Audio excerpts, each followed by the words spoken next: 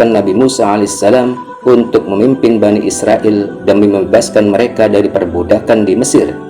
Nabi Musa menyelamatkan Bani Israel dengan mukjizat Allah berupa tongkat yang dapat membelah lautan.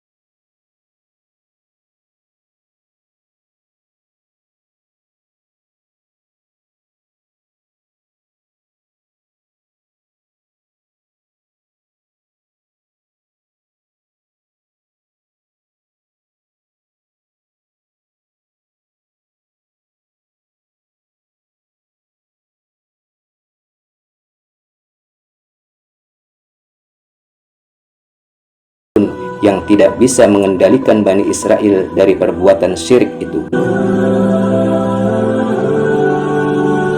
Demikianlah Nabi Musa hidup bersama Bani Israel dalam keadaan tidak menentu sebelum berhasil masuk ke Palestina.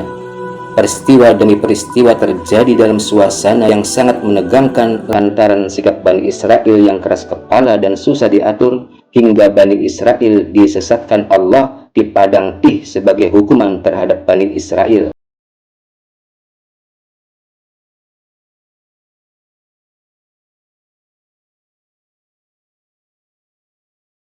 Dan terkurung di padang Tih selama 40 tahun tanpa arah dan tujuan.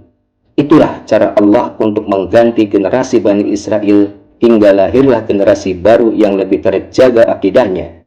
Sementara itu, generasi lama yang sudah terjangkit penyakit syirik mulai berguguran. Dalam situasi seperti itu, Nabi Harun wafat. Setelah itu, Nabi Musa juga wafat tanpa adanya keberhasilan bagi Bani Israel untuk masuk ke wilayah Palestina. Sebagai penggantinya, estafet kepemimpinan pun diserahkan kepada Yusha bin Nun. Setelah Nabi Musa wafat, jenazah beliau dikebumikan di wilayah selatan Jericho, tepi barat Palestina.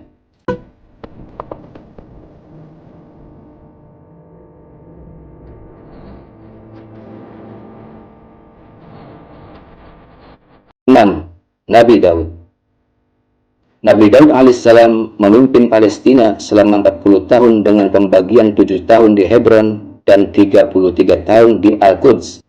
Pada saat itu, Nabi Daud menjadi pemimpin Bani Israel di Palestina hingga mencapai masa kejayaannya. Beliau berhasil mengalahkan Raja Talut.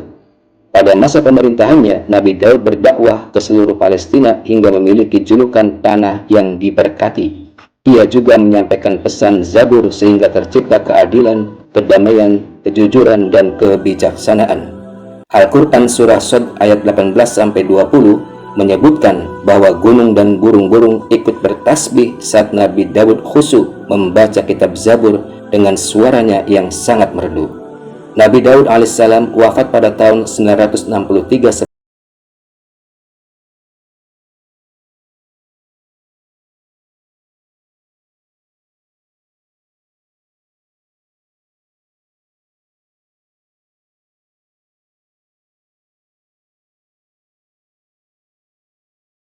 Sulaiman. Kisah Nabi dari Palestina selanjutnya yaitu Nabi Sulaiman alaihissalam.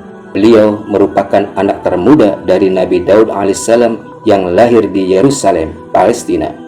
Allah memberikan mukjizat kepada Nabi Sulaiman berupa kemampuan berbicara dengan jin dan hewan-hewan. Beliau mengupayakan kemampuannya berkomunikasi dengan jin saat perbaikan Masjid Al-Aqsa. Selain itu, Nabi Sulaiman dapat memindahkan istana Ratu Balqis sebelum matanya berkedip. Nabi Sulaiman memimpin Palestina selama 40 tahun.